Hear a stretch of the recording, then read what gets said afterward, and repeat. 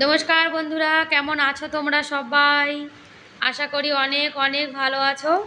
আমার নতুন আরেকটি ব্লগে তোমাদের সবাইকে জানাই অনেক অনেক ভালোবাসা আর অনেক স্বাগত। আর বন্ধুরা, তোমরা এখন যারা ভিডিওটি দেখা শুরু করেছো তারা প্লিজ একটা লাইক করে ভিডিওটি কন্টিনিউ করো।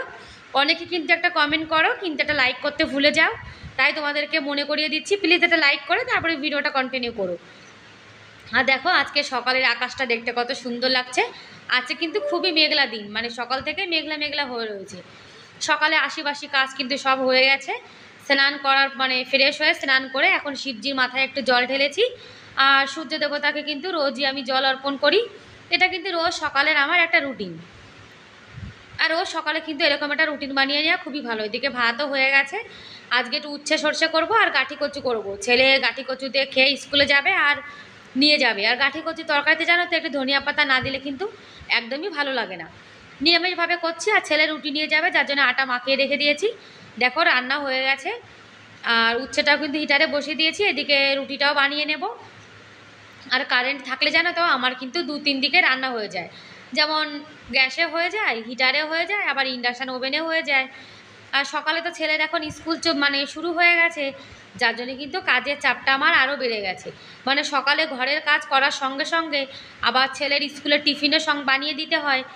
আর স্কুলের টিফিন বানাতে লেট হয়ে গেলে কিন্তু বাসটা মিস হয়ে যাবে, তখন আবার একটা অসুবিধা, যার জন্য অনেক ভোরে উঠে আমাকে ঘরের কাজের সঙ্গে সঙ্গে কিন্তু বাচ্চা কাচ্চা মানে রুটিও বানিয়ে দিতে হয়। আর এখন রুটি বানিয়ে দিচ্ছি, ও স্কুলে নিয়ে যাবে। ও সকালে ভাত খেয়ে যাবে আর স্কুলে রুটি নিয়ে যাবে। আর একটা রুটি না আমি এক্সট্রা বানিয়ে রেখেছি। এদিকে ছেলের লাঞ্চও রেডি হয়ে গেছে, এখন ব্যাগে দিয়ে দেবো। আর এখন কিন্তু ওর স্কুলে না ইউনিট টেস্ট চলছে, যার জন্য এখন কিন্তু বেশি বই নিয়ে যাচ্ছে না। যেগুলো না লাগবে সেই বইগুলো কিন্তু দেখো নামিয়ে রেখে দিয়েছে। আর আমাদের এখানে কিন্তু সবাই স্কুলে রুটি নিয়ে যায়, যার জন্য আমার ছেলেও কিন্তু রুটি নিয়ে যায়। আর ও জানো তো রুটি কিন্তু অত ভালো খেতে চায় না, ওই যে মজবুরিতে পড়ে নিয়ে যায়, আর কি করবে। এদিকে ওর পাপা ওকে জুতো পরিয়ে দিচ্ছে। আজকে কিন্তু বাইরে একদম দেখো মেঘলা মেঘলা রয়েছে। আর এই যে মেঘলা দুপুরের দিকে কিন্তু আবার মানে বৃষ্টি শুরু হয়ে যাবে অঝোরে। তোমরা ভিডিওটা দেখতে থাকো, তাহলে দেখবে আমাদের এখানে কেমন বৃষ্টি হয়েছে। আর এই যে দুপুরে রান্নাবান্না করে নিয়েছি, উচ্ছে সর্ষে আর গাঁঠি কচুর তরকারি। বাইরে কিন্তু মেঘলা মেঘলা, তবুও রান্নাঘরে মানে ঘরের মধ্যে কিন্তু খুবই গরম। আর যার জন্য রান্নাবান্না কিন্তু আমি মানে সকালে দুপুরের একসঙ্গে করে নিয়েছি। এখন গ্যাস ওভেনটা পরিষ্কার করে নেব। আর গ্যাস ওভেনটা রুটি বানানোর পরে দেখবে খুব কিন্তু নোংরা হয়ে যায়। ভাত তরকারি রান্না করলে কিন্তু অতটা নোংরা হয় না।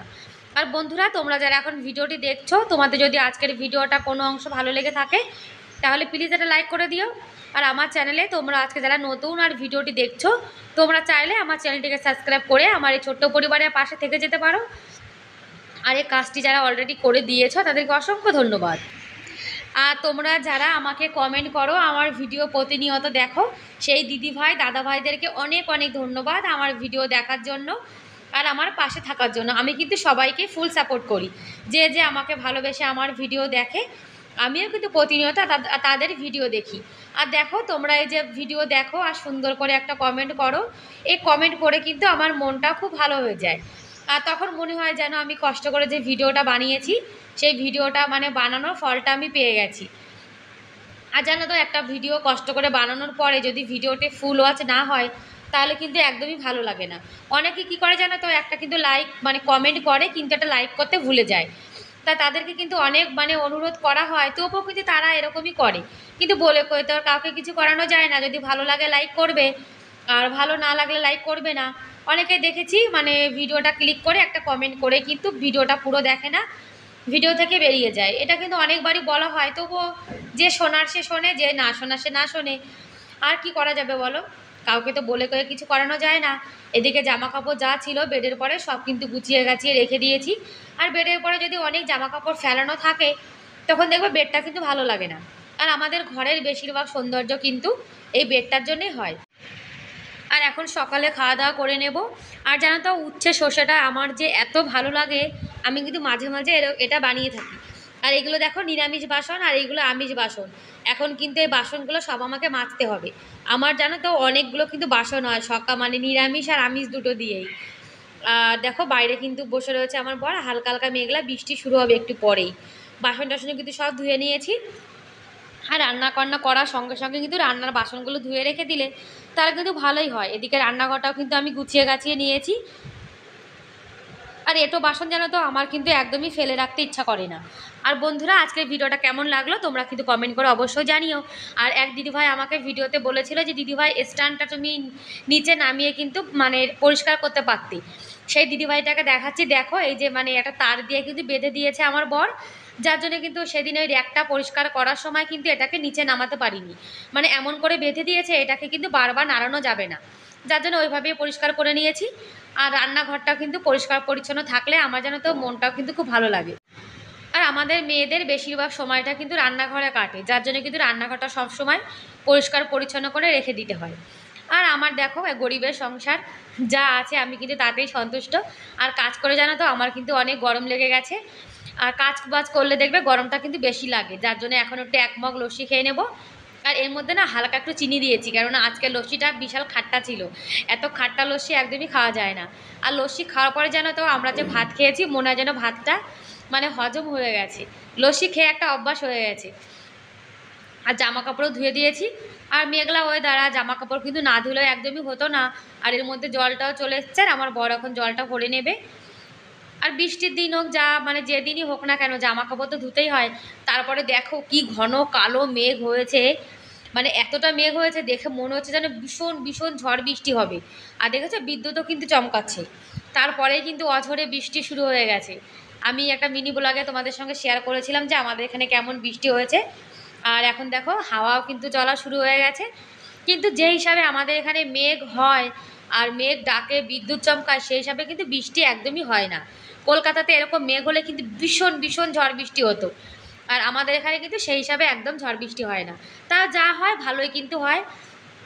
এদিকে দেখো বৃষ্টি কিন্তু শুরু হয়ে গেছে। আর এরকম বৃষ্টি দেখতে কিন্তু খুবই ভালো লাগে। আর বৃষ্টিতে এখন ভিজছি না, সেদিন বৃষ্টিতে ভিজে আমার খুব মাথা যন্ত্রণা হয়েছিল, যার জন্য আজকে ভিজিনি। আর ছেলেও কিন্তু স্কুল থেকে চলে এসছে।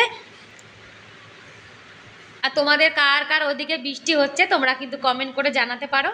এখন কিন্তু অনেক অনেক দিদিভাই মানে ভিডিওতে বলছে যে ওনাদের ওদিকেও না খুব বৃষ্টি হচ্ছে। আর আমাদের রাজস্থানে দেখো ভালোই কিন্তু বৃষ্টি পড়া শুরু হয়েছে। আর এখন কিন্তু মানে বৃষ্টি যে শুরু হয়েছে 2 দিন পর্যন্ত লাগাতার বৃষ্টি হয়েছিল। আর বৃষ্টির দিনে একটু বেগুনি খেতে কার না মন চায় তোমরাই বলো। যার জন্য কিন্তু এখন বেগুনি বানিয়ে নেব। আর সর্ষের তেল আর সাদা তেল কিন্তু একসঙ্গে গরম করে নিয়েছি। আর বেগুনি বানাবো, আমাদের গোপাল সোনাকে বেগুনি দেবো আজকে। কেন গোপাল সোনার তো মন চায় তাই না বৃষ্টির দিনে একটি বেগুনি খাওয়ার। আমাদের যেরকম মন চায় সেরকম কিন্তু আমাদের গোপাল সোনারও মন চায়। আর আমরা যখন কিছু খাই আমাদের গোপাল সোনাকে না দিই তাহলে জানো তো আমাদের মনটা কিন্তু খুব খারাপ হয়ে যায়। আর ভগবানের ভোগ লাগিয়ে কিন্তু সব কিছু খাওয়া ভালো। আর বেগুনিটা জানো তো খুব কিন্তু টেস্টি হয়েছিল। বৃষ্টির দিনে এরকম বেগুনি খেলে আর কিন্তু কিছুই লাগে না। আর খাওয়া দাওয়া তো হয়ে গেছিলো দুপুরের, যার জন্যে বেগুনি বানিয়ে নিয়েছি। তা না হলে খিচুড়ি আর বেগুনি এগুলো কিন্তু খুব ভালো লাগে। এই যে গোপাল সোনার জন্য আলাদা করে রেখে দিয়েছি আর আমাদের জন্য আলাদা করে রেখেছি। আর বৃষ্টির দিনে কিন্তু বাইরে বসে বেগুনি খাওয়া আর বৃষ্টি দেখার মজাটাই কিন্তু অন্যরকম। গোপাল সোনার জন্য 2টো দিয়েছি, বেশি তো খেতে পারবে না। আর গোপালের ভোগে কিন্তু তুলসী পাতা ছাড়া একদমই ভোগ লাগে না।